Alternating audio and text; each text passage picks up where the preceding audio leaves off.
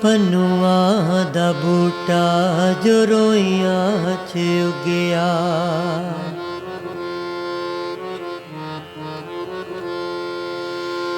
उधर दाले बने अक्सीर गया, अक्सीर गया।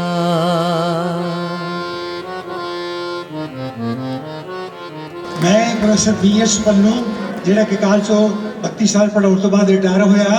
हमदर्द वीर नौशहर भी मेरा कलमी ना है ते इस नां दे 20-25 किताबां मेरियां हैं। हमदर्द वीर नौशहर भी वो तुहाडे सामने मुखातब है ते हुण बोलना एक भाषण का समा नहीं। मैं 40 मिनट बोलता रहा हाँ काल लगभग 32-33 साल, हुण सिर्फ 2-3 मिनट बोलना, 40 मिनट का पीड़ नहीं लाना। हमदर्द वीर नौशहर भी नौशहरा पन्नुआ पिंड उन्हां ने ताउमर सारी जिंदगी अपनी हिक नाल ला के रखिया।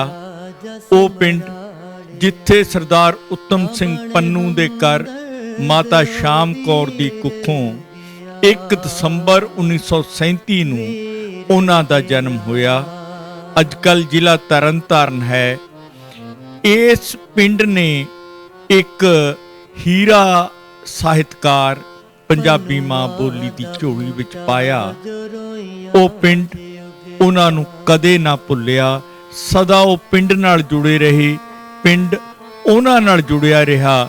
ਨੌਸ਼ਹਿਰਾ ਪੰਨੂਆ ਹਮਦਰਦ ਵੀਰ ਨੌਸ਼ਹਿਰ ਵੀ ਇਸ ਪਿੰਡ ਦੀਆਂ ਗਲੀਆਂ ਦੇ ਵਿੱਚ ਉਹ ਖੇਡੇ, ਇਸ ਪਿੰਡ ਦੀਆਂ ਗਲੀਆਂ 'ਚ ਵੱਡੇ ਹੋਏ। ਇਸ ਪਿੰਡ ਤੋਂ ਉੱਠ ਕੇ ਸਮਰਾਲੇ ਇਲਾਕੇ ਦੇ ਵਿੱਚ ਆ ਕੇ ਟਿਕ ਗਏ, ਪਰ ਨੌਸ਼ਹਿਰਾ ਉਹਨਾਂ ਦੇ ਸਦਾ ਅੰਗ ਸੰਗ ਨਾਲ ਨਾਲ ਤੁਰਦਾ ਰਿਹਾ। Professor Buta Singh Pannu, professor BS Pannu, professor Hamdard Veer Naushehra ਵੀ, ਇਹ ਤਿੰਨੋਂ ਨਾਂ ਸਾਡੀ ਇਸ ਮਹਾਨ ਸ਼ਖਸੀਅਤ ਦੇ। ਮੈਨੂੰ ਬੇਹੱਦ ਮਾਣ ਹੈ ਕਿ ਮੈਂ ਪ੍ਰੋਫੈਸਰ ਹਮਦਰਦ ਵੀਰ ਨੌਸ਼ਹਿਰ ਵੀ ਜੀ ਨੂੰ, ਪ੍ਰੋਫੈਸਰ BS ਪੰਨੂ ਜੀ ਨੂੰ, ਉਹਨਾਂ ਦੇ ਨਾਲ ਮੈਂ ਕਈ ਰੂਪਾਂ ਦੇ ਉਹਨਾਂ ਦੇ ਨਾਲ ਵਿਚਰਿਆ। ਮੈਨੂੰ ਪਤਾ ਕਿ ਮੈਂ 1965-66 ਦੇ ਵਿੱਚ ਮਾਲਵਾ ਕਾਲਜ ਬੌਂਦਲੀ ਜਦੋਂ ਸਟਾਰਟ ਹੋਇਆ ਉਹਦਾ ਅਸੀਂ ਮੁੱਢਲੇ ਵਿਦਿਆਰਥੀ ਹਾਂ, ਅਤੇ 1966 ਦੇ ਵਿੱਚ ਜਦੋਂ ਮੈਂ BA ਪਾਰਟ 1 ਦੇ ਵਿੱਚ ਹੋਇਆ ਤਾਂ ਉਸੇ ਸਮੇਂ ਪੋਲੀਟੀਕਲ ਸਾਇੰਸ ਦੇ ਪ੍ਰੋਫੈਸਰ ਦੇ ਤੌਰ 'ਤੇ ਪ੍ਰੋਫੈਸਰ BS ਪੰਨੂ ਜੀ ਨੇ ਮਾਲਵਾ ਕਾਲਜ ਬੌਂਦਲੀ ਦੇ ਵਿੱਚ ਜੁਆਇਨ ਕੀਤਾ। ਤੇ ਇੰਜੋ ਮਾਲਵਾ ਕਾਲਜ ਸਮਰਾਲਾ ਦੇ ਵਿੱਚ ਬਤੌਰ ਪੋਲੀਟੀਕਲ ਸਾਇੰਸ ਲੈਕਚਰਰ ਪ੍ਰੋਫੈਸਰ ਨਿਯੁਕਤ ਹੋ ਗਏ। ਉਹ 에ਅਰਫੋਰਸ ਦੀ ਨੌਕਰੀ ਛੱਡ ਕੇ ਆਏ ਸੀ ਤੇ ਇੱਥੇ ਜਿਹੜੀ ਪਹਿਲੀ ਟੀਮ ਮਾਲਵਾ ਕਾਲਜ ਨੂੰ ਚਲਾਉਣ ਵਾਲੀ ਬਣੀ ਅਧਿਆਪਕਾਂ ਦੀ, ਪ੍ਰੋਫੈਸਰਸ ਦੀ, ਉਹਦੇ ਵਿੱਚ ਹਮਦਰਦ ਵੀਰ ਨੌਸ਼ਹਿਰ ਵੀ ਸ਼ੁਮਾਰ ਹੋ ਗਏ ਤੇ ਲੰਮਾ ਸਮਾਂ ਲਗਭਗ 32 ਸਾਲ ਇਸ ਸੰਸਥਾ ਦੀ ਸੇਵਾ ਕੀਤੀ ਤੇ ਇੰਜੋ ਪੱਕੇ ਤੌਰ ਤੇ ਇੱਥੇ ਹੀ ਟਿਕ ਗਏ ਆਪਣੇ ਪਰਿਵਾਰ ਸਮੇਤ। ਇਹ ਗੱਲ ਸ਼ਾਇਦ ਬਹੁਤੇ ਲੋਕਾਂ ਨੂੰ ਨਹੀਂ ਪਤਾ, ਮੈਂ ਉਹ ਐਡ ਕਰਨੀ ਚਾਹੁੰਦਾ ਹਾਂ ਕਿ ਪ੍ਰੋਫੈਸਰ ਸਾਹਿਬ ਨੂੰ ਜਦੋਂ ਮਾਲਵਾ ਕਾਲਜ ਦੇ ਵਿੱਚ ਅਧਿਆਪਕ ਦੀ ਨੌਕਰੀ ਮਿਲੀ ਤਾਂ ਉਹ ਸਭ ਤੋਂ ਪਹਿਲਾਂ ਸਾਡੇ ਘਰ ਦੇ ਵਿੱਚ ਹੀ ਰਹੇ। ਤਕਰੀਬਨ 7-8 ਸਾਲ ਉਹਨਾਂ ਨੇ ਸਮੇਤ ਪਰਿਵਾਰ ਸਾਡੇ ਘਰ ਦੇ ਵਿੱਚ ਹੀ ਗੁਜ਼ਾਰੇ ਅਤੇ ਉਹ ਸਮੇਂ ਦੀ ਹੀ ਮੈਂ ਗੱਲ ਸ਼ੇਅਰ ਕਰ ਰਿਹਾ ਹਾਂ। ਇੱਥੇ ਰਹਿੰਦੇ ਹੋਏ ਹੀ ਉਹਨਾਂ ਨੇ ਆਪਣਾ ਮਕਾਨ ਕਵਿਤਾ ਭਵਨ ਉਸਾਰਿਆ।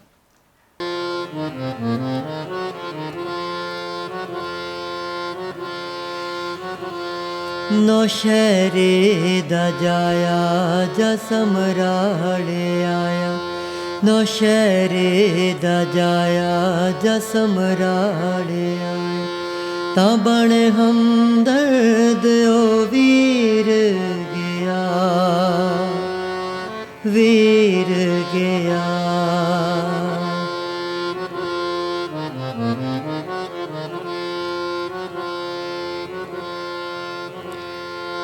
पनुआ दा बूटा जो रोइयां च उगया,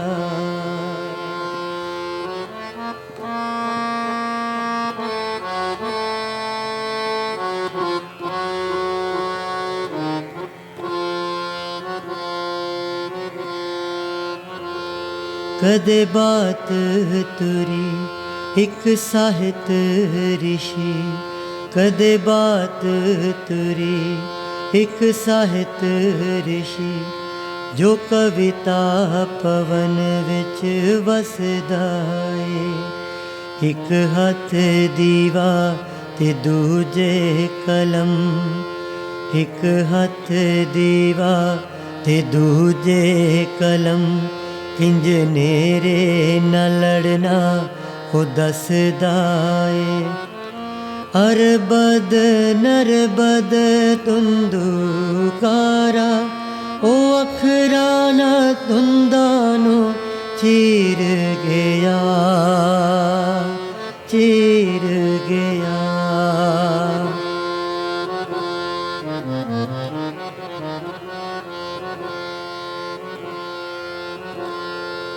ਪਨੂਆਂ ਦਾ ਬੂਟਾ ਜੋ ਰੋਈਆਂ 'ਚ ਉੱਗਿਆ,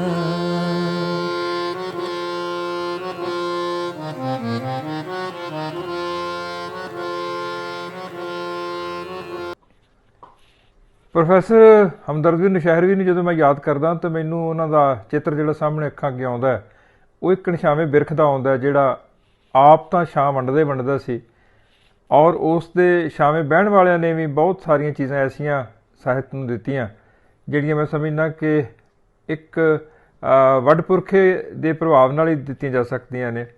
ਕਮਲ ਨੀਲੋ ਹੋਵੇ, ਹਰਬੰਸ ਮਾਲਵਾ ਹੋਵੇ, ਮਾਸਟਰ ਤਰਲੋਚਨ ਹੋਵੇ, ਜਾਂ ਸੁਰਜੀਤ ਵਿਸ਼ਾਦ ਹੋਵੇ, ਮੇਰਾ ਵੀਰ ਨਿਰੰਜਨ ਸੂਖਮ ਹੋਵੇ, ਸੁਖਜੀਤ ਹੋਵੇ, ਜਿੰਨੇ ਵੀ ਸੱਜਣ ਪਿਆਰੇ ਮੈਂ ਜਾਣਦਾ ਸਮਰਾਲਾ ਏਰੀਆ ਦੇ, ਔਰ ਉਹਨਾਂ ਸਾਰਿਆਂ ਦੇ ਵਿੱਚ ਕਿਤੇ ਨਾ ਕਿਤੇ ਹਮਦਰਦ ਨੌਸ਼ਹਿਰਵੀ ਹੋਰਾਂ ਦਾ ਪ੍ਰਭਾਵ ਕਿਸੇ ਨਾ ਕਿਸੇ ਰੂਪ 'ਚ ਪਿਆ, ਕਿਉਂਕਿ ਆਪ ਪੜ੍ਹਦੇ ਬਹੁਤ ਸਨ, ਲਿਖਦੇ ਵੀ ਕਾਫੀ ਵਿਧਾਵਾਂ 'ਚ ਲਿਖਿਆ ਉਹਨਾਂ ਨੇ, ਔਰ ਮੁੱਲਵਾਨ ਲਿਖਿਆ। ਪੰਜਾਬ ਅਤੇ ਚੰਡੀਗੜ੍ਹ ਕਾਲਜ ਟੀਚਰ ਯੂਨੀਅਨ ਦੇ ਇੱਕ ਆਗੂ ਦੇ ਰੂਪ ਦੇ ਵਿੱਚ ਵੀ ਉਹ ਜਦੋਂ ਪ੍ਰੋਫੈਸਰ ਜਗਮੋਹਨ ਸਿੰਘ ਹੋਰਾਂ ਦੇ ਨਾਲ, ਬੀਡੀ ਬੁੱਧੀ ਰਾਜਾ ਹੋਰਾਂ ਦੇ ਨਾਲ ਅਕਸਰ ਆਉਂਦੇ ਤਾਂ ਧਰਨਿਆਂ ਮੁਜ਼ਾਹਰਿਆਂ ਦੇ ਵਿੱਚ, ਤਾਂ ਉਹਨਾਂ ਦੀ ਬੁਲੰਦ ਆਵਾਜ਼ ਜਿਹੜੀ ਉਹ ਸਭ ਨੂੰ ਪ੍ਰਭਾਵਿਤ ਕਰਦੀ, ਔਰ ਉਹਨਾਂ ਦੇ ਜੈਕਾਰੇ ਨੂੰ ਹੁਣ ਤੱਕ ਵੀ ਮੈਂ ਮਹਿਸੂਸ ਕਰ ਸਕਦਾ, ਕਿਉਂਕਿ ਜਿਸ ਤਰ੍ਹਾਂ ਨਾਲ ਉਹ ਲੋਕ ਹੱਕਾਂ ਦੀ ਗੱਲ ਕਰਦੇ ਸੀ ਉਹ ਆਪਣੇ ਆਪ 'ਚ ਕਮਾਲ ਸੀ। ਉਹਨਾਂ ਦਾ ਮਾਝੇ ਦਾ ਜੰਮ ਸੀ, ਉਹ ਨੌਸ਼ਹਿਰਾ ਪੰਨੂਆਂ ਦੇ ਜੰਮੇ ਜਾਏ ਸੀ। ਭਾਰਤੀ ਹਵਾਈ ਸੈਨਾ ਦੀ ਸੇਵਾ ਤੋਂ ਬਾਅਦ 'ਚ ਜਿਸ ਮਿਹਨਤ ਨਾਲ ਉਹਨਾਂ ਨੇ ਵਿਦਿਅਕ ਮਿਆਰ ਉਚੇਰੇ ਹਾਸਲ ਕੀਤੇ, ਮਾਲਵਾ ਕਾਲਜ ਸਮਰਾਲਾ ਦੇ ਵਿੱਚ ਅਧਿਆਪਨ ਕੀਤਾ, ਔਰ ਲਗਾਤਾਰ ਆਪਣੇ ਪਰਿਵਾਰ ਨੂੰ, ਆਪਣੇ ਸੰਸਾਰ ਨੂੰ ਪ੍ਰਭਾਵਿਤ ਕੀਤਾ। ਉਸ ਵਿੱਚ ਮੈਂ ਵੀ ਕਿਣਕਾ ਮਾਤਰ ਕਹਿ ਸਕਦਾ ਕਿ ਪ੍ਰਸ਼ਾਦ ਉਹਨਾਂ ਤੋਂ ਮੈਂ ਹਾਸਲ ਕੀਤਾ, ਜਿਹੜਾ ਉਹਨਾਂ ਦੇ ਮੁਹੱਬਤ ਦਾ ਇੱਕ ਭਰਪੂਰ ਕਟੋਰਾ ਸੀ, ਉਸ ਤੋਂ ਮੈਂ ਘੁੱਟ ਭਰਿਆ। ਸੋ ਮੈਂ ਅੱਜ ਦੇ ਦਿਨ ਚੇਤੇ ਕਰਦਿਆਂ ਆਪਣੇ ਵੱਡਪੁਰਖੇ ਨੂੰ ਸਲਾਮ ਆਖਦਾ। ਬਹੁਤ ਬਹੁਤ ਸ਼ੁਕਰਾਨਾ, ਮਿਹਰਬਾਨੀ।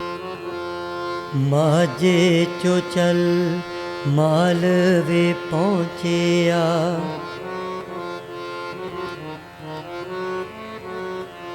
ਰੋਜੀ ਜਾਂ ਹੋਰ ਤਲਾਸ਼ ਸੀ ਕੋਈ,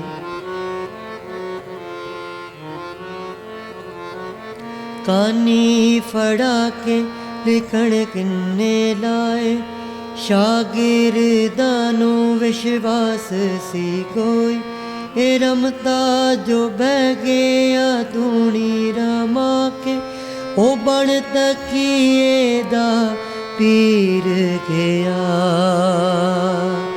ਪੀਰ ਗਿਆ।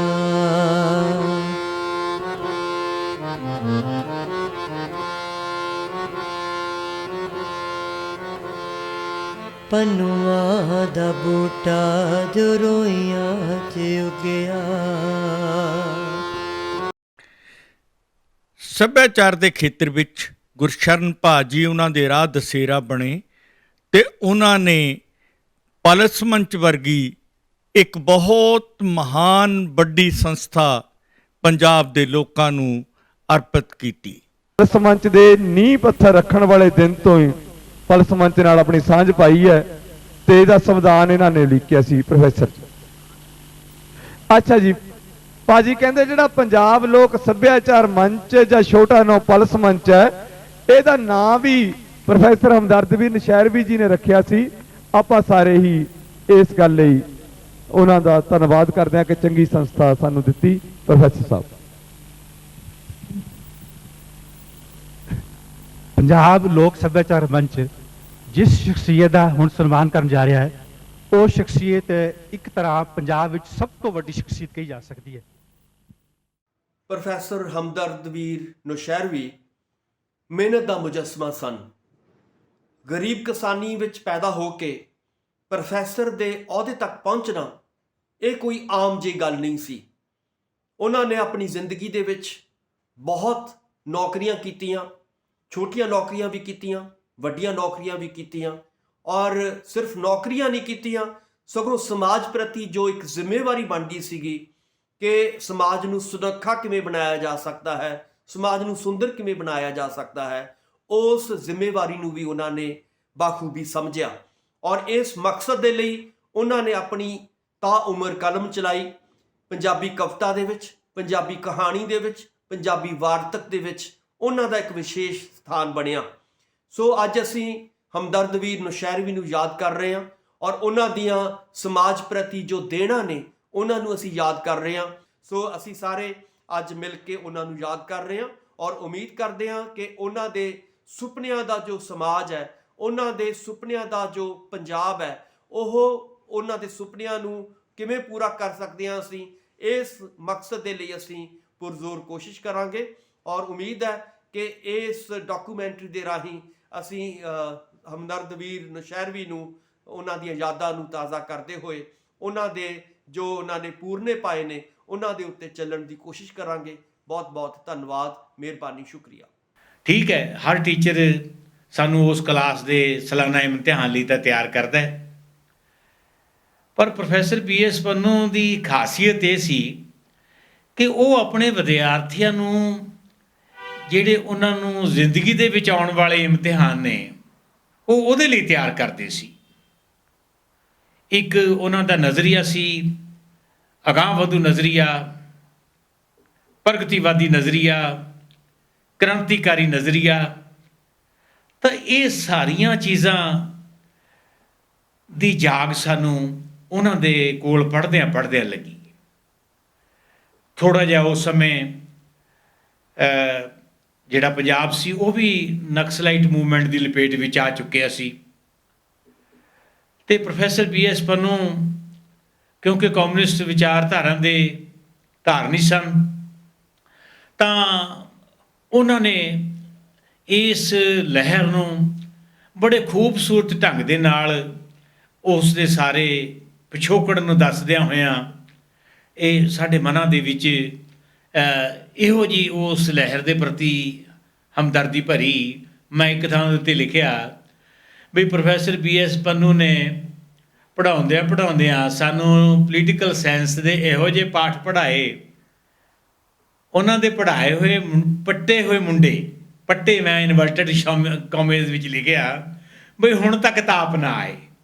ਅੱਜ ਜਦੋਂ ਵੀ ਕਿਤੇ ਕੋਈ ਗੱਲ ਹੁੰਦੀ ਹੈ ਤਾਂ ਪੰਨੂ ਸਾਹਿਬ ਦੇ ਵਿਦਿਆਰਥੀਆਂ ਦੀ ਇਹ ਖਾਸੀਅਤ ਹੈ ਬਈ ਉਹ ਖੜ ਕੇ ਗੱਲ ਕਰ ਸਕਦੇ ਨੇ, ਇੱਕ ਅਗਾਂਹਵਧੂ ਨਜ਼ਰੀਏ ਤੋਂ, ਪ੍ਰਗਤੀਵਾਦੀ ਨਜ਼ਰੀਏ ਤੋਂ, ਇਨਕਲਾਬੀ ਨਜ਼ਰੀਏ ਤੋਂ। ਤਾਂ ਇਹ ਸਾਰੀ ਸਾਡੇ ਇਸ ਪ੍ਰੋਫੈਸਰ BS ਪੰਨੂ ਜੀ ਦੀ ਦੇਣ ਸੀ। ਖਾਸ ਕਰਕੇ ਜਦੋਂ ਸਾਨੂੰ ਪੜ੍ਹਾਉਂਦੇ ਸੀਗੇ ਤਾਂ ਉਸ ਵੇਲੇ ਸਾਨੂੰ ਉਹਨਾਂ ਨੇ ਕਿਤਾਬਾਂ ਦੇ ਨਾਲ ਵੀ ਬਹੁਤ ਪਿਆਰ ਪਾਇਆ ਅਤੇ ਇੱਕ ਨਵੀਂ ਫਿਲਾਸਫੀ ਦਾ ਸਾਨੂੰ ਪਤਾ ਲੱਗਿਆ ਉਹਨਾਂ ਦੇ ਕੋਲੋਂ। ਅਤੇ ਹੁਣ ਤੱਕ ਵੀ ਸਾਨੂੰ ਕਾਫੀ ਮਾਣ ਹੈਗਾ ਇਸ ਗੱਲ ਦੇ ਉੱਤੇ। ਉਸ ਵੇਲੇ ਨਵੀਂ ਅਸੀਂ ਪੰਜਾਬ ਸਟੂਡੈਂਟ ਯੂਨੀਅਨ ਦੇ ਵਿੱਚ ਆਏ ਸੀ, ਐਜੀਟੇਸ਼ਨ ਦੇ ਵਿੱਚ ਵੀ ਹੜਤਾਲਾਂ ਵੀ ਹੋਈਆਂ। ਉਦੋਂ ਕਾਫੀ ਸਮਾਂ ਸੀਗਾ ਜਿਸ ਵੇਲੇ ਕਾਲਜਾਂ ਦੇ ਵਿੱਚ ਬਹੁਤ ਵੱਡੀਆਂ ਮੂਵਮੈਂਟਸ ਚੱਲਦੀਆਂ ਸੀਗੀਆਂ। ਤਾਂ ਇਹਨਾਂ ਦਾ ਇੱਕ ਬਹੁਤ ਸਾਰਥਕ ਯੋਗਦਾਨ ਸੀਗਾ। ਹਮੇਸ਼ਾ ਇਹ ਸਾਡੀਆਂ ਜਿਹੜੀਆਂ ਵੀ ਮੂਵਮੈਂਟ ਸੀਗੀਆਂ ਉਹਦੇ ਨਾਲ ਮਿਲ ਕੇ ਚੱਲਦੇ ਰਹੇ ਨੇ ਅਤੇ ਸਾਨੂੰ ਇੱਕ ਬਹੁਤ ਅੱਛੀ ਸੇਧ ਦਿੱਤੀ ਹੈਗੀ ਆ। ਮੈਨੂੰ ਇੱਕ ਗੱਲ ਯਾਦ ਹੈਗੀ ਆ, ਇੱਕ ਵਾਰੀ ਮਾਲਵਾ ਕਾਲਜ ਤੋਂ ਇੱਕ ਜਲੂਸ ਲੈ ਕੇ ਅਸੀਂ ਪੰਜਾਬ ਸਟੂਡੈਂਟ ਯੂਨੀਅਨ ਦੇ ਝੰਡੇ ਹੇਠਾਂ ਸ਼ਹਿਰ ਤੱਕ ਆਏ ਸੀਗੇ ਅਤੇ ਉਸ ਵੇਲੇ ਇੱਕ ਮੂਵਮੈਂਟ ਇਹ ਸੀਗੀ ਵੀ ਜਿਹੜਾ ਇੱਥੇ ਨੈਸ਼ਨਲ ਟਰਾਂਸਪੋਰਟ ਸੀਗੀ, ਇਹਨਾਂ ਦੇ ਗੁੰਡਿਆਂ ਨੇ ਸਾਡੇ ਮੁੰਡਿਆਂ 'ਤੇ ਹਮਲਾ ਕੀਤਾ ਸੀ। ਮੈਂ ਵੀ ਉਹਦੇ ਵਿੱਚ ਸ਼ਾਮਲ ਸੀਗਾ ਅਤੇ ਇੱਕ ਲੜਕੇ ਨੂੰ ਉਹਨਾਂ ਨੇ ਪੁਲਿਸ ਦੇ ਕੋਲ ਪਕੜਾ ਵੀ ਦਿੱਤਾ ਸੀਗਾ। ਉਹਨੂੰ ਛਡਾਉਣ ਦੇ ਲਈ ਜਾਂ ਇਹਨਾਂ ਦੀ ਗੁੰਡਾਗਰਦੀ ਦੇ ਵਿਰੋਧ ਦੇ ਵਿੱਚ ਅਸੀਂ ਇੱਕ ਜਲੂਸ ਕੱਢਿਆ ਸੀਗਾ ਅਤੇ ਉਹਦੀ ਇਹਨਾਂ ਨੇ ਸਾਈਕਲ ਦੇ ਉੱਤੇ ਨਾਲ ਚੱਲ ਕੇ ਸਾਨੂੰ ਇੱਕ ਬਹੁਤ ਵੱਡੀ ਅਗਵਾਈ ਦਿੱਤੀ ਤੇ ਇੱਕ ਬਹੁਤ ਵੱਡਾ ਝਗੜਾ ਹੋ ਸਕਦਾ ਸੀਗਾ ਨੈਸ਼ਨਲ ਟਰਾਂਸਪੋਰਟ ਦੇ ਅੰਦਰ। ਸਾਨੂੰ ਵੀ ਇੰਨਾ ਪਤਾ ਨਹੀਂ ਸੀਗਾ, ਅਸੀਂ ਮੁੰਡੇ ਵੀ ਸੀਗੇ, ਕੁੜੀਆਂ ਵੀ ਨਾਲ ਸੀਗੀਆਂ। ਅਸੀਂ ਮਾਛੀਵਾੜਾ ਰੋਡ ਦੇ ਉੱਤੇ ਜਿੱਥੇ ਇਹ ਨੈਸ਼ਨਲ ਟਰਾਂਸਪੋਰਟ ਕੰਪਨੀ ਦਾ ਦਫ਼ਤਰ ਸੀਗਾ ਜਾਂ ਬੱਸਾਂ ਚੱਲਦੀਆਂ, ਇਹਨਾਂ ਦਾ ਅੱਡਾ ਸੀਗਾ, ਉਹਦੇ ਅੰਦਰ ਅਸੀਂ ਐਂਟਰ ਕਰ ਗਏ। ਤੇ ਜੇ ਪ੍ਰੋਫੈਸਰ ਸਾਹਿਬ ਨਾ ਹੁੰਦੇ ਤਾਂ ਸ਼ਾਇਦ ਬਹੁਤ ਵੱਡਾ ਹਾਦਸਾ ਹੋ ਸਕਦਾ ਸੀਗਾ, ਕਿਉਂਕਿ ਉਹਨਾਂ ਨੇ ਕਾਫੀ ਬੰਦੇ ਆਪਣੇ ਅੰਦਰ ਇਕੱਠੇ ਕੀਤੇ ਹੋਏ ਸੀਗੇ। ਮੈਂ ਦਲਜੀਤ ਸਿੰਘ ਸ਼ਾਹੀ ਇੱਥੇ ਸਮਰਾਲੇ ਵਕਾਲਤ ਕਰਦਾ। ਪ੍ਰੋਫੈਸਰ ਹਮਦਰਦਵੀਰ ਨੌਸ਼ਹਿਰਵੀ ਨੂੰ ਮੈਂ 2000 'ਚ ਮਿਲਣ ਲੱਗਿਆ ਅਤੇ ਪ੍ਰੋਫੈਸਰ ਸਾਹਿਬ ਨਾਲ ਫਿਰ ਮੇਰੀ ਹੌਲੀ ਹੌਲੀ ਦੋਸਤੀ ਜਿਹੜੀ ਹੈ ਬਹੁਤ ਜ਼ਿਆਦਾ ਵੱਧ ਗਈ ਸੀ। ਮੈਂ ਉਸ ਤਰੀਕੇ ਨਾਲ ਰਵਾਇਤੀ ਤੌਰ 'ਤੇ ਉਹਨਾਂ ਦਾ ਵਿਦਿਆਰਥੀ ਨਹੀਂ ਸੀ ਅਤੇ ਇਸੇ ਕਰਕੇ ਮੇਰੀ ਦੋਸਤੀ ਸ਼ਾਇਦ ਹੋਰ ਤਰੀਕੇ ਨਾਲ ਜ਼ਿਆਦਾ ਉਹਨਾਂ ਨਾਲ ਹੋਈ। ਉਹ ਬਹੁਤ ਖੂਬਸੂਰਤ ਮਨੋਂ ਔਰ ਚਿਹਰੇ ਪੱਖੋਂ ਵਿਅਕਤੀ ਸੀ। ਉਹਦੇ ਵਿਅਕਤੀ ਦੇ ਵਿੱਚ ਇਹੋ ਜਿਹੀਆਂ ਖਾਸ ਕਿਸਮ ਦੀਆਂ ਪ੍ਰਵਿਰਤੀਆਂ ਸੀ ਕਿ ਤੁਸੀਂ ਜਦੋਂ ਵੀ ਪ੍ਰੋਫੈਸਰ ਹਮਦਰਦਵੀਰ ਨੌਸ਼ਹਿਰਵੀ ਨੂੰ ਮਿਲਦੇ, ਉਹ ਖੁਸ਼ ਮਿਜਾਜ ਬੰਦਾ ਸੀ ਬਹੁਤ ਜ਼ਿਆਦਾ। ਭਾਵੇਂ ਅਖੀਰਲੇ ਦਿਨਾਂ ਦੇ ਵਿੱਚ ਉਹਨਾਂ ਨੇ ਬਹੁਤ ਉਦਾਸੀ ਹੰਢਾਈ, ਕਿਉਂਕਿ ਦੋਨੋਂ ਬੇਟੀਆਂ ਉਹਨਾਂ ਦੀਆਂ ਜਿਹੜੀਆਂ ਸੀ ਉਹ ਵਿਆਹੀਆਂ ਗਈਆਂ ਸੀ। ਇੱਕ ਬੇਟਾ ਜਿਹੜਾ ਉਹ ਕੈਨੇਡਾ ਚਲੇ ਗਿਆ ਅਤੇ ਇੱਕ ਜਿਹੜਾ ਕੰਦੋਲੇ ਪ੍ਰਦੇਸ਼ ਵਾਲੀ ਗੱਲ ਹੁੰਦੀ ਆ, ਉਹ ਇੱਥੇ ਹੀ ਜਿਹੜਾ ਉਹਨੂੰ ਘੱਟ ਮਿਲਣ ਉਹਨਾਂ ਨੂੰ ਲੱਗ ਗਿਆ ਸੀ। ਸੋ ਐਡੇ ਵੱਡੇ ਘਰ ਦੇ ਵਿੱਚ ਇਕੱਲੀ ਉਦਾਸੀ ਦੇ ਨਾਲ ਰਹਿਣਾ, ਪਰ ਫਿਰ ਵੀ ਸੁਸਾਇਟੀ ਦੇ ਵਿੱਚ ਜਦੋਂ ਬਾਹਰ ਆਉਣਾ ਤਾਂ ਕਦੇ ਇਸ ਤਰੀਕੇ ਨਾਲ ਦੁਖੀ ਮਨ ਨਾਲ ਉਹ ਪੇਸ਼ ਨਹੀਂ ਸੀ ਹੋਏ। ਉਹਨਾਂ ਦੀਆਂ ਲਿਖਤਾਂ ਦੇ ਵਿੱਚ ਵੀ ਜਿੰਦਾ ਦਿਲੀ ਸੀ। ਮੈਂ ਇੱਕ ਦੋ ਘਟਨਾਵਾਂ ਜਿਹੜੀਆਂ ਨੇ ਉਹ ਜ਼ਰੂਰ ਸਾਂਝੀਆਂ ਕਰੂੰਗਾ। ਇੱਕ ਘਟਨਾ ਤਾਂ ਇਹ ਹੈ ਕਿ ਵੀ ਉਸ ਵਿਅਕਤੀ ਨੂੰ ਮੈਂ ਵਿਆਹ 'ਚ ਭੰਗੜੇ ਪਾਉਂਦੇ ਦੇਖਿਆ, ਉਸ ਵਿਅਕਤੀ ਨੂੰ ਠਾਕੇ ਲਾਉਂਦਾ ਦੇਖਿਆ ਅਤੇ ਉਸ ਵਿਅਕਤੀ ਨੂੰ ਸਵਾਦਿਸ਼ਟ ਭੋਜਨ ਖਾਣ ਦੀ ਜਿਹੜੀ ਤੀਬਰਤਾ ਸੀਗੀ ਉਹ ਕਰਦੇ ਦੇਖਿਆ।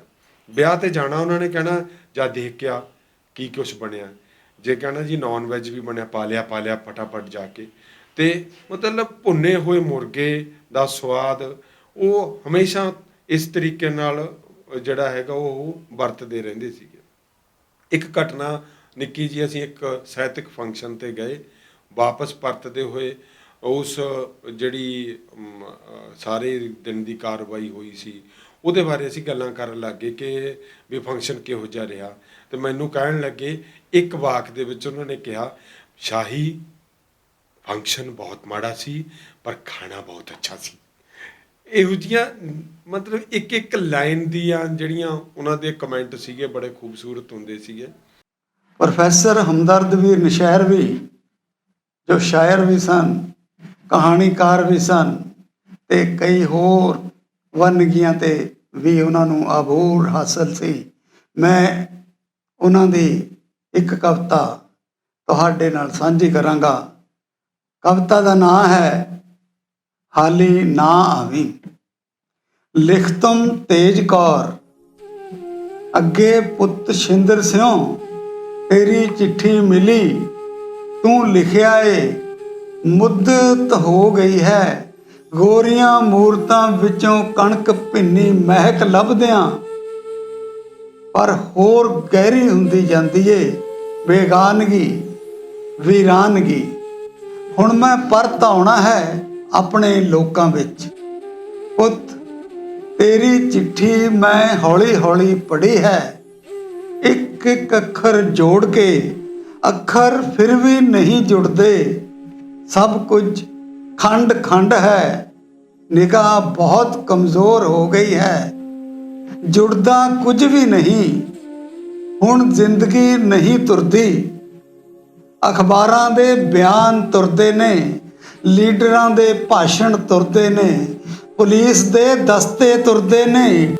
ਤੇਰੇ ਲੋਕ ਜਿਵੇਂ ਨਿੱਕੇ ਨਿੱਕੇ ਟਾਪੂਆਂ ਵਿੱਚ ਰਹਿੰਦੇ ਨੇ, ਟਾਪੂਆਂ ਦੇ ਵਿਚਾਲੇ ਰੇਤ ਥਲ ਹੈ, ਜਿੱਥੇ ਦਫਾ 144 ਹੈ, ਜਿੱਥੇ ਦਫਾ 144 ਹੈ, ਕਰਫਿਊ ਹੈ, ਸ਼ੂਟ ਐਟ ਸਾਈਟ ਹੈ, ਮਿੱਠੇ ਦੁੱਧ ਦੇ ਛੰਨਿਆਂ ਵਰਗੇ ਬੋਲ ਕਿਧਰੇ ਵੀ ਨਹੀਂ, ਸਵਾਗਤ ਦੇ ਗੁਲਦਸਤੇ ਕਿਧਰੇ ਵੀ ਨਹੀਂ, ਬੈਠੇ ਹੋਏ ਗਲੇ ਹਨ, ਭਰੀਆਂ ਹੋਈਆਂ ਅੱਖਾਂ ਹਨ। ਹਨੇਰਾ ਹੋਣ ਤੋਂ ਪਹਿਲਾਂ ਹੀ ਬਾਜ਼ਾਰਾਂ ਨੂੰ ਚੱਟ ਜਾਂਦਾ ਹੈ ਵੀਰਾਨਗੀ ਦਾ ਦਿਓ। ਹਰ ਉਜੜਿਆ ਚੌਰਾਹਾ, ਹਰ ਉਜੜਿਆ ਚੌਰਾਹਾ ਖਲਨਾਇਕ ਦੀ ਚੁਗਲੀ ਕਰਦਾ ਹੈ। ਇੱਥੇ ਬੰਦੇ ਨਹੀਂ ਵਸਦੇ, ਸਿਰਫ ਪੱਗਾਂ ਹਨ ਜਾਂ ਪਟੇ। ਤੇਰਾ ਜਮਾਤੀ ਬੁੱਧੂ ਹੁਣ ਸੰਤ ਬੁੱਧ ਸਿੰਘ ਹੈ। ਤੇਰਾ ਲਾਲੂ ਪੰਸਾਰੀ ਵਾਲਾ ਹੁਣ ਲਾਲ ਚੰਦ ਸ਼ਰਮਾ ਹੈ। ਤੇਰਾ ਦੋਵੇਂ ਪ੍ਰਧਾਨ ਹਨ ਆਪਣੀ ਆਪਣੀ ਸੁਰੱਖਿਆ ਸੰਮਤੀ ਦੇ। ਤੇਰਾ ਮਿੱਤਰ ਸੂਦ ਹੁਣ ਨਹੀਂ ਰਿਹਾ, ਉਸਦੀ ਸਿਰਫ ਪੋਸਟਮਾਰਟਮ ਦੀ ਰਿਪੋਰਟ ਬਚੀ ਹੈ। ਹੁਣ ਸੂਏ ਵਿੱਚ ਨਹੀਂ ਆਉਂਦੇ ਲੋਕ ਤਾਰੀਆਂ ਲਾਉਣ। ਸੂਏ ਦਾ ਪਾਣੀ ਲਹੂ ਵਰਗਾ ਹੈ ਤੇ ਉਹ ਆਪਣੇ ਹੀ ਕੰਢੇ ਖੋਰ ਰਿਹਾ ਹੈ। ਦਰਿਆਵਾਂ ਦੇ ਪਾਣੀ ਰੰਗਦਾਰ ਹੋ ਗਏ ਹਨ ਤੇ ਪੁਲ ਬੰਦਿਆਂ ਦਾ ਭਾਰ ਨਹੀਂ ਝੱਲਦੇ। ਰੁੱਖ ਅੱਜ ਕੱਲ੍ਹ ਨਹੀਂ ਦਿੰਦੇ ਛਾਵਾਂ, ਨਾ ਹੀ ਕੰਧਾਂ ਦੇਣ ਪਨਾਹਾਂ। ਬੇਰੀਆਂ ਸਿਰਫ ਕੰਡੇ ਪੈਦਾ ਕਰਦੀਆਂ ਨੇ, ਫੁੱਲਾਂ ਦੇ ਸਿਰਫ ਰੰਗ ਹੀ ਹਨ, ਖੁਸ਼ਬੂ ਨਹੀਂ। ਅੰਮ੍ਰਿਤ ਵੇਲੇ ਪੰਛੀ ਗਾਉਂਦੇ ਤਾਂ ਹਨ ਪਰ ਉਹਨਾਂ ਦੀ ਆਵਾਜ਼ ਸੁਣਾਈ ਨਹੀਂ ਦਿੰਦੀ। ਸਵੇਰ ਵੇਲੇ ਹਵਾ ਰੁਮਕ ਰੁਮਕ ਤੁਰਦੀ ਤਾਂ ਹੈ ਪਰ ਉਸਦਾ ਨਿਰਤ ਸੁਣਾਈ ਨਹੀਂ ਦਿੰਦਾ, ਨਹੀਂ ਸੁਣਾਈ ਦਿੰਦਾ। ਕੋਈ ਬਾਗੀ ਬੋਲਦਾ ਮੋਰ, ਗੂੰਗੀ ਬੋਲੀ ਮਿੱਥ ਲਈ ਤਰਲੇ, ਗੂੰਗੀ ਬੋਲੀ ਮਿੱਥ ਲਈ ਤਰਲੇ।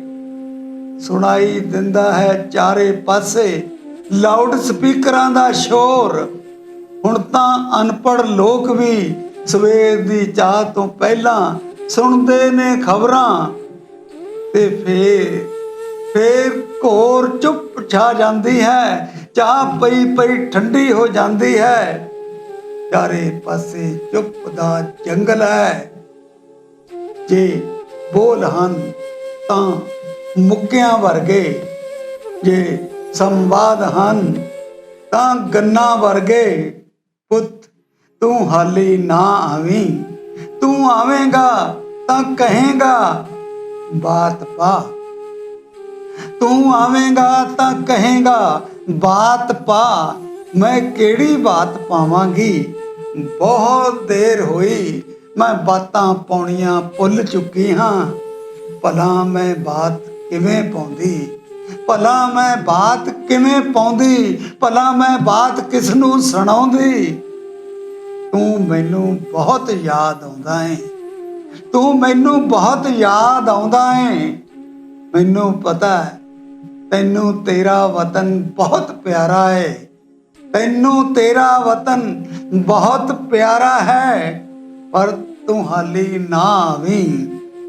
ਤੇਰੇ ਸਿਰ ਤੇ ਤਾਂ ਪੱਗ ਵੀ ਨਹੀਂ ਹੋਣੀ, ਨਾ ਜਾਣੀਏ ਕਿਤੇ। ਤੇਰੇ ਸਿਰ ਤੇ ਤਾਂ ਪੱਗ ਵੀ ਨਹੀਂ ਹੋਣੀ, ਨਾ ਜਾਣੀਏ ਕਿਤੇ। ਮੈਂ ਔਖੀ ਸੌਖੀ ਦਿਨ ਕੱਟ ਲਵਾਂਗੀ। ਪੁੱਤ ਛਿੰਦਰ ਤੂੰ ਹਾਲੀ ਨਾ ਆਵੀਂ, ਸੁੱਖ ਸਾਂਦ ਦਾ ਖਤ ਜਲਦੀ ਪਾਵੀਂ। ਪੁੱਤ ਛਿੰਦਰ ਤੂੰ ਹਾਲੇ ਨਾ ਆਵੀਂ, ਤੂੰ ਹਾਲੀ ਨਾ ਆਵੀਂ, ਤੂੰ ਹਾਲੀ ਨਾ ਆਵੀਂ।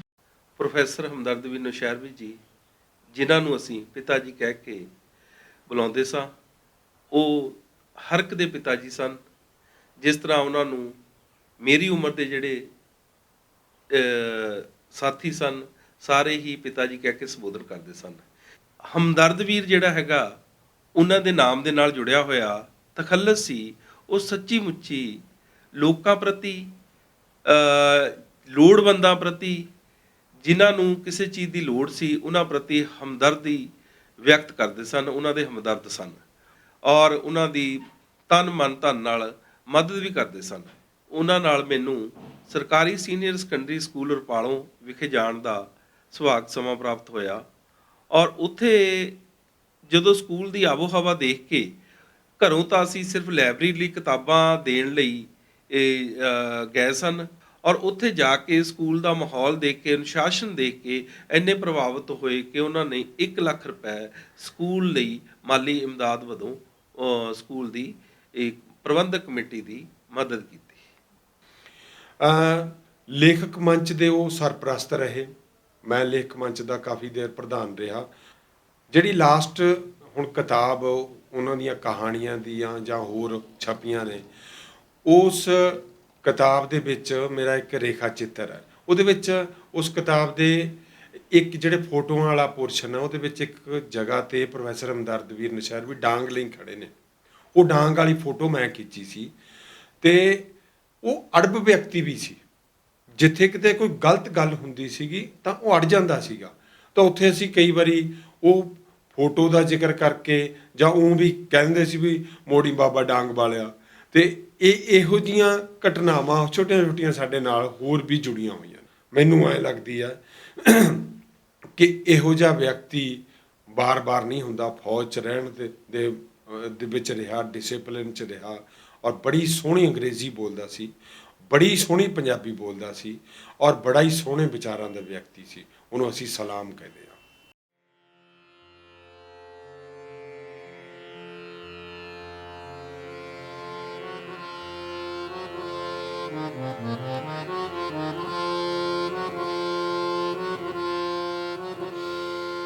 ਪਨੂਆ ਦਾ ਬੂਟਾ।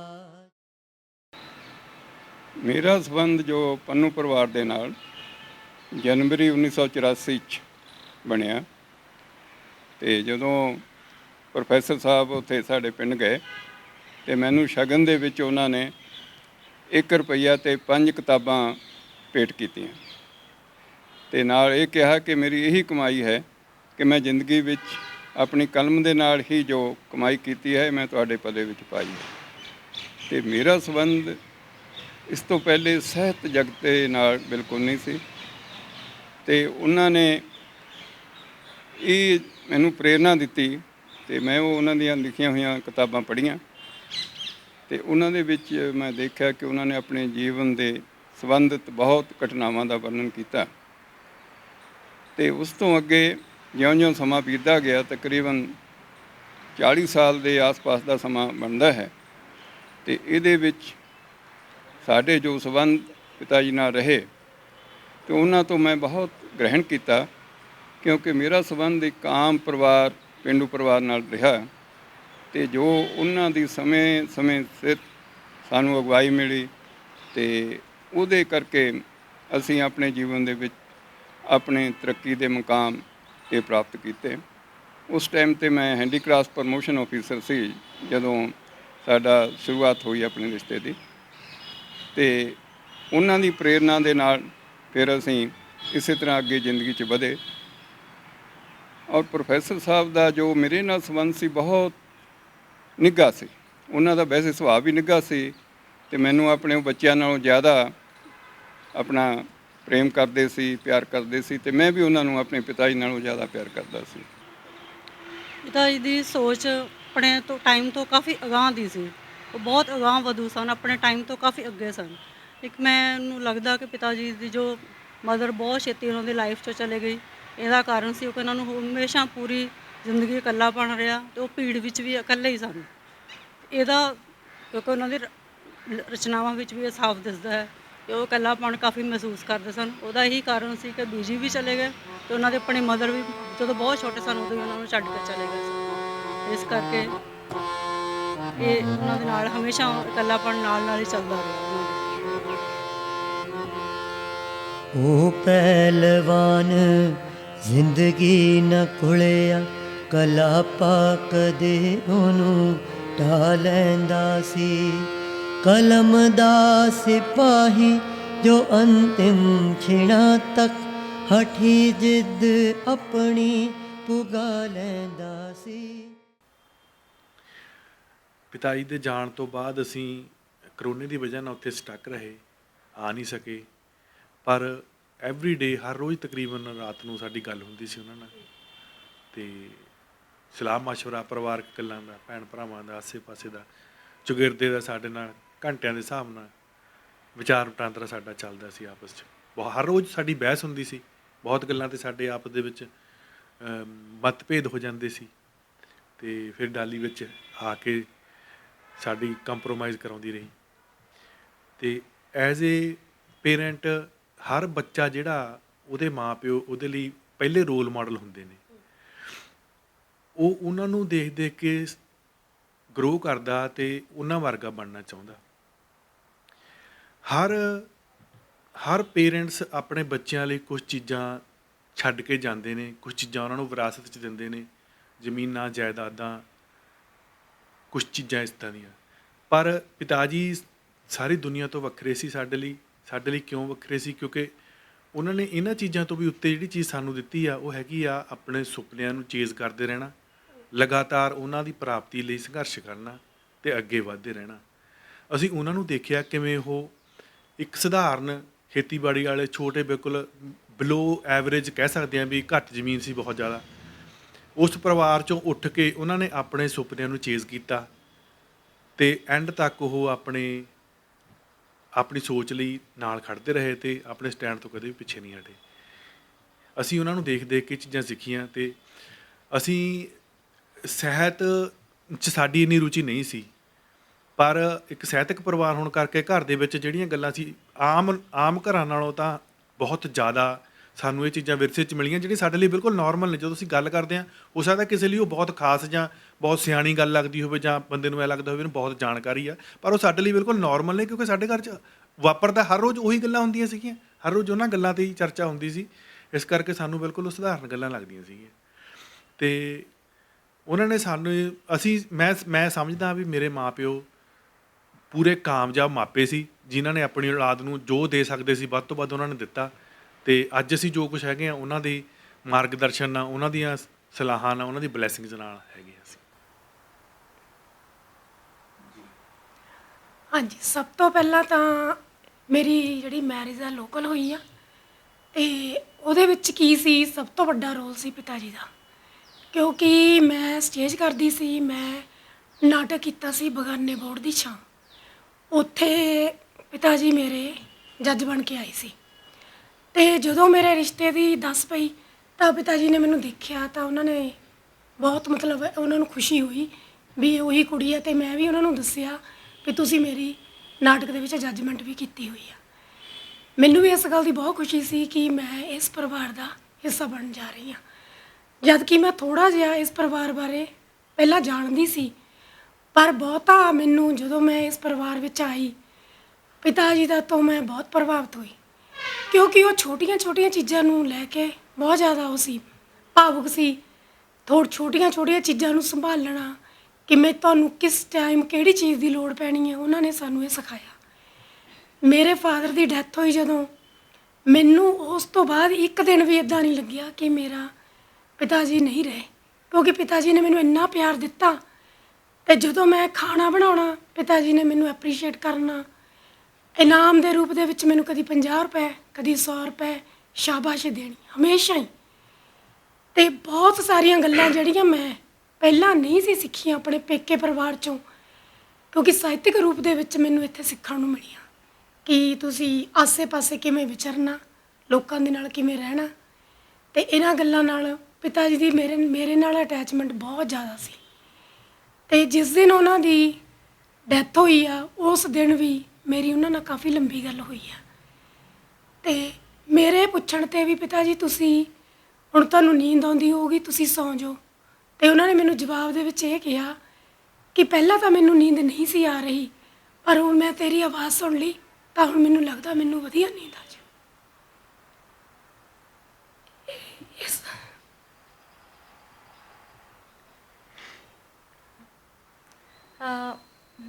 ਮੇਰਾ ਨਾਮ ਕਮਲ ਔਰ ਮੇਰੀ ਸਿਸਟਰ ਇਨ ਲਾ ਇਸ ਘਰ ਦੇ ਵਿੱਚ ਵਿਆਹੇ ਹੋਏ।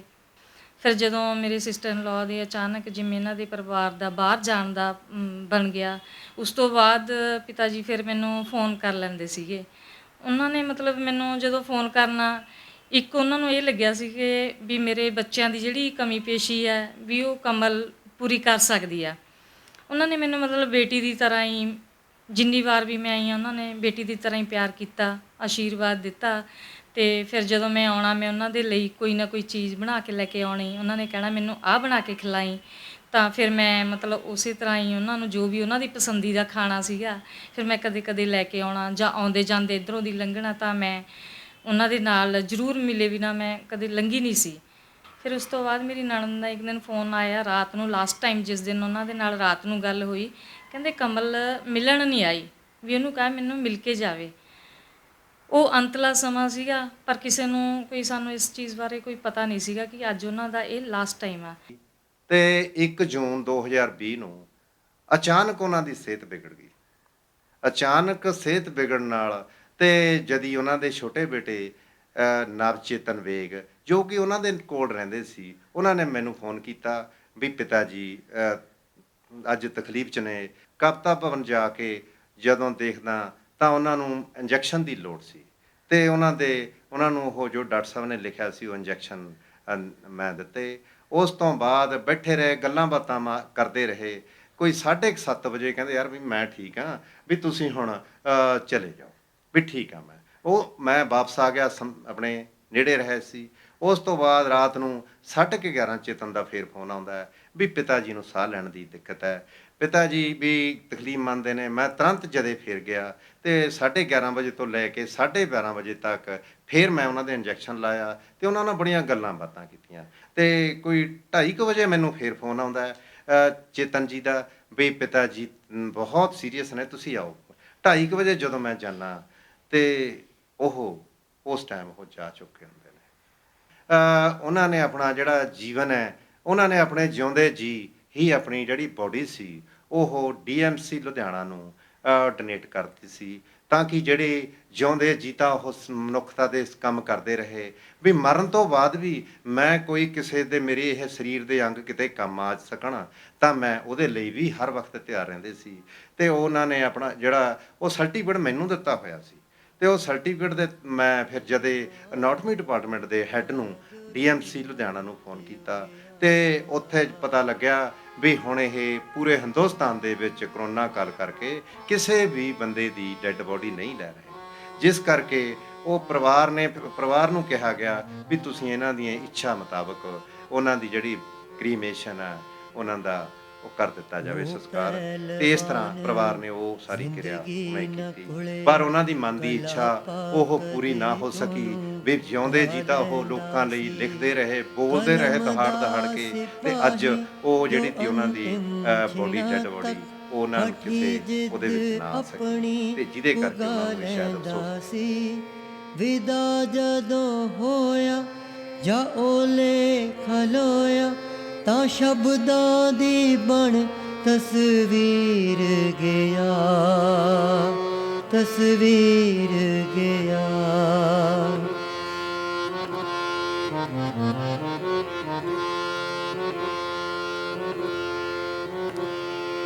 ਪੰਨੂਆਂ ਦਾ ਬੂਟਾ ਜੋ ਰੋਈਆਂ 'ਚ ਉੱਗਿਆ, ਪੰਨੂਆਂ ਦਾ ਬੂਟਾ ਜੋ ਰੋਈਆਂ 'ਚ ਉੱਗਿਆ, ਉਹ ਦਰਦਾਂ ਲਈ ਬਣਿਆ ਅਕਸੀਰ ਗਿਆ।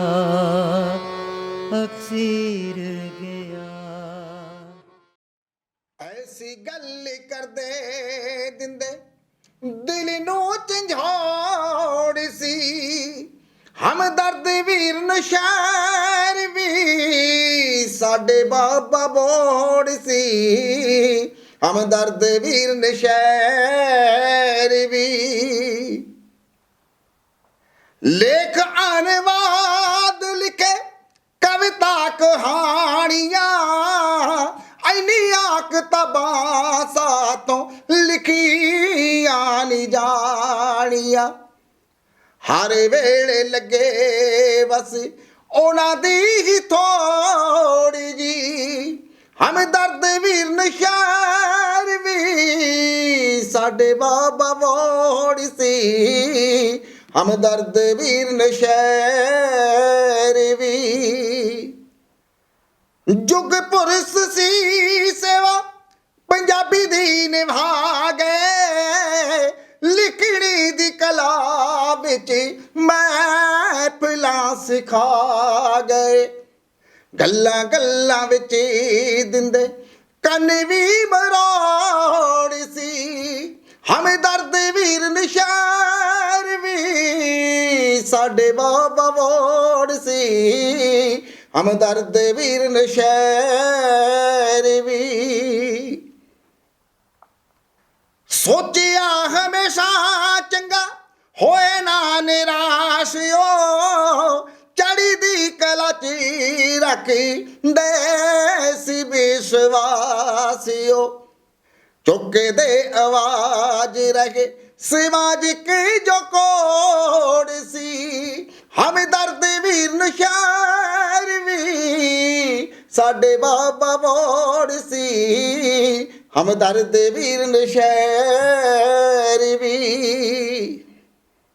ਆਉਂਦੀਆਂ ਨੇ ਯਾਦਾਂ ਪਲ ਉਹਨਾਂ ਨਾ ਬਿਤਾਏ ਜੋ ਕੁੱਲੇ ਵਾਲੀਏ ਨੂੰ ਸਹੀ ਰਸੀ ਤੇ ਦਿਖਾਏ ਜੋ ਕਿ ਵੇਲਾ ਉਹਨਾਂ ਦੇ ਚੌਣ ਵਾਲਿਆਂ ਨੂੰ ਲੋੜ ਸੀ ਹਮਦਰਦ ਵੀਰ ਨਸ਼ਹਿਰ ਵੀ ਸਾਡੇ ਬਾਬਾ ਬੋੜ ਸੀ ਹਮਦਰਦ ਵੀਰ ਨਸ਼ਹਿਰ ਵੀ ਪਨੂਆਂ ਦਾ ਬੂਟਾ ਜੋ ਰੋਇਆਂ 'ਚ ਉੱਗਿਆ ਉਹ ਦਰਦਾਂ ਲਈ ਬਣੇ ਅਕਸੀਰ ਗਿਆ ਅਕਸੀਰ ਗਿਆ